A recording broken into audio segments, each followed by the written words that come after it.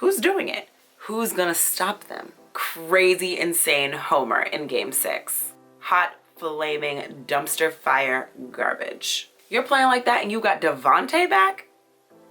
Unacceptable. We're not having it. Friends, we're back for another episode of Katherine's Quarters. Injuries in the NBA. The Nationals win the World Series. NFL is halfway through the season, and that means that we only have a few more weeks to go. And of course it's the playoffs and the Super Bowl, but that just means February is coming really, really fast. And football will be over for another 6 months and I'll have to cry in a corner. Let's start with the Nationals though, because the Washington Nationals won the World Series. They did it. They pulled it out. They started this season looking like hot, flaming garbage. They were horrible. They won like 19 games out of 40 or 50 or something like that. They looked terrible. But they turned it around and they have been ever so dominant since then. The Washington Nationals took the first 2 games and then 3 times in a row, the Washington Nationals got whooped. And then anxiety and panic sets in for all of the DC fans. Can the Nationals really win this? There was a very Stanley Cup vibe to it. There was a very like, whoa, the Capitals might be able to do this. Whoa, the Nationals might be able to do this. I went to the watch party at Nats Park for game 6. Thanks, Vanessa. But I went to that watch party and it was so much fun. I thought it was gonna be kind of like weird to watch the game on a big screen but be at the park. But you get that same like atmosphere feeling where everybody's cheering and everybody's hype. You're watching it on a TV, but it's a super huge TV and you're just around all these people who are also cheering for the same team as you. It was so much fun. Game 7, insane, so good. I'm gonna show you another video because I went to Tap to watch that game. Tap is a sports bar at MGM National Harbor that I used to work at. I used to bartend there, but I go there just to see my friends, and it's a great place to watch sports. On Sundays, I can watch every single game because they play every single game there. So it's just 90 something TVs. It's amazing. Love going there. But I went there to watch game 7 of the World Series, and of course, naturally, insanity all around. Like everybody was just having a good time. Juan Soto played amazing. Anthony Rendon played amazing. Got Scherzer and Strasburg, and there's a kid, Hudson. He went to my alma mater, my undergrad alma mater. He went to ODU, and that's just exciting. Like so many different things happening in the World Series that there's no way I couldn't watch it. And baseball is exciting to me, especially the World Series. It's the top level of competition in baseball. Like why would you not get excited about that? So we'll see what happens in the off season and see whether Strasburg stays and like what happens. And also, has anybody talked to Bryce Harper? I want to see an interview where Bryce Harper is like, because he was all, I'm going to bring a championship to DC and blah, blah, blah. And then he leaves and then now they have a championship. And it's just interesting. I wonder how that works. And so we absolutely have to talk about the National Basketball Association next. Yes, the NBA. 2 weeks into the season and there's already so much news. Injuries on top of injuries on top of injuries that are seriously going to affect this season in obviously next season. Fights happening. We have just so many things going on. The Lakers lost their first game to the Clippers. Kawhi and them, that's rude, but Kawhi and them, yes, they lost to the Clippers, but ever since that, they beat teams like the Mavericks and the Jazz. I mean, the Lakers are looking like they're going to be unstoppable. Like 80 goes for 40 and 20 in 3 quarters. There's 4 quarters in basketball. He goes for 40 and 20 in 3 of them. I mean, LeBron has had like multiple triple-double games. Like it's just, who's stopping them? Like it's going to be an insane season to watch for the Lakers because they're going to go from being so bad and missing the playoffs to being the number 1 or number 2 seed in the Western Conference. The Western Conference is going to be so interesting to see. And one of those teams is not the Warriors because the Warriors also riddled with injury. They obviously lost Kevin Durant last year, 1 to injury and then to the Brooklyn Nets. And then they lose Clay, my man Clay. There was speculation that he'd be back like early March to help make a playoff run or something like that. But Steve Kerr stated at the beginning of the season that he doesn't think he's coming back at all. DeMarcus, he's gone. I mean, just what? It's so bad. And then Steph. This man leaves the game with a broken hand. It's a little bit early to say that they're just going to be not in the playoffs at all, but the Western Conference is so stacked with teams like the Jazz, the Houston Rockets, the Clippers, naturally. Everybody who was instrumental in winning the Warriors all of those championships is either hurt or gone and hurt. Woo, let's see what Steve Kerr got up his sleeve this time because I feel like Steve Kerr is going to have to pull out some rabbit tricks out the bag. I am so excited to watch Western Conference basketball. And if you know me, you know that I root for the Celtics, but I also just cheer for really good basketball. You know, I love Kevin Durant. Kevin Durant is the man.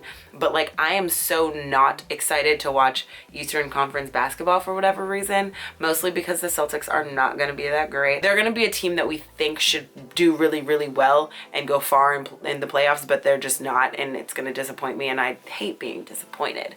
But I mean, you have the 76ers, most people think are going to come out of the East.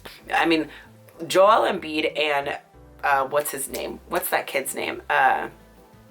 Karl Anthony Towns, Cat. They got into an argument last week, and both of them, I think they both got thrown out of the game, but Ben Simmons had this man in a chokehold afterwards. It was just looking all types of crazy on the basketball court, and I was like, y'all gotta chill. I don't really believe those dudes. Maybe Joel, not really. Maybe Karl Anthony Towns, but not really. These guys don't remind me of Malice in the Palace type of brawling. I don't know. I just don't believe it. So I was just kind of okay, whatever. You guys roll around on the floor for a little bit, put each other in chokeholds, and then let's go back to playing basketball. Basketball season is going to be fun to watch. It's going to be a good time.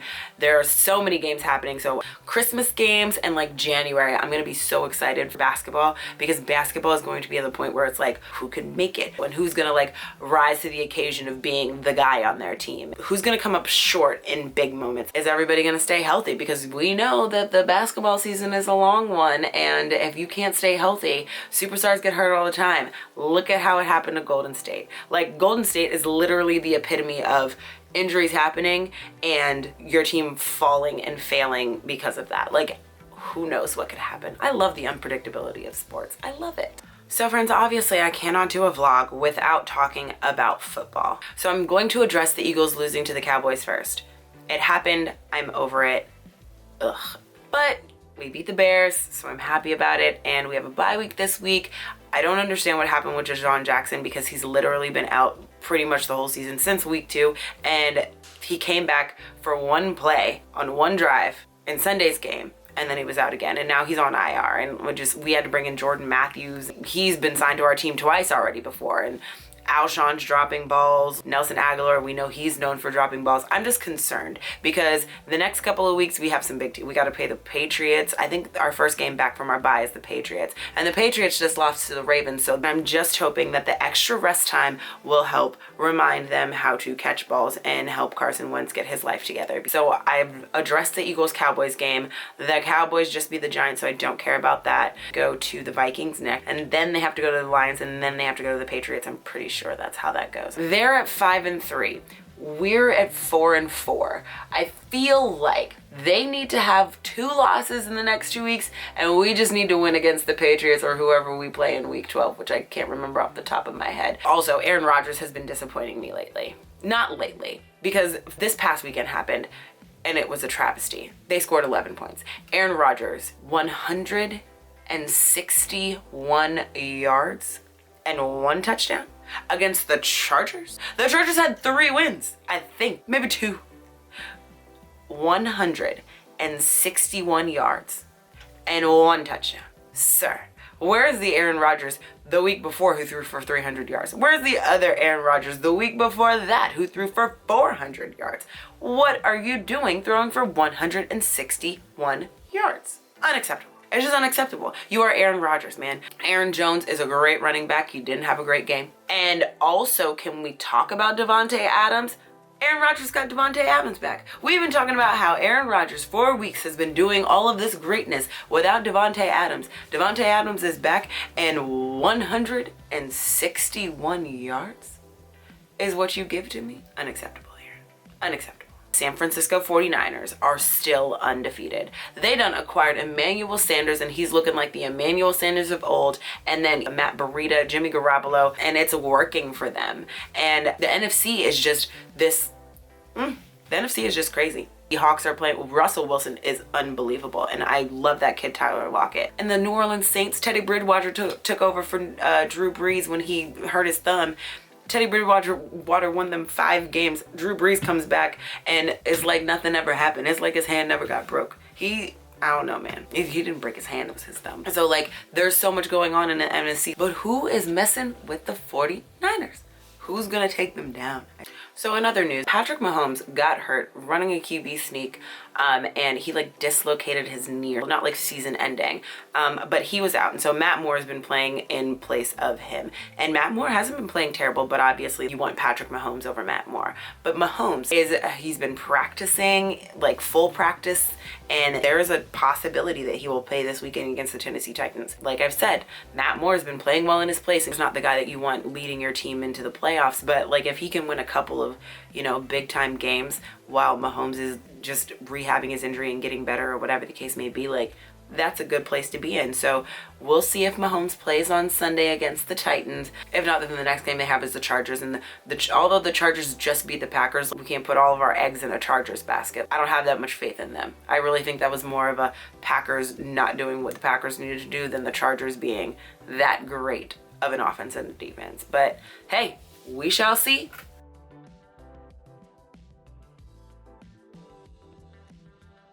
Hey friends, so clearly it is the next day and I apologize for not having makeup on, but it's been a very long day. Presentations for work, I'm packing for my travel, I leave tomorrow morning, so I thought I'd finish this vlog though because I left yesterday. Thursday night football happened. Chargers, Raiders, Phillip Rivers, I have him on my fantasy, so I had an extra little stake in this game yesterday. But of course, Phillip Rivers disappointed me. He threw 3 interceptions. He was like 17 for 31. He had like 200 yards, but he threw 3 interceptions.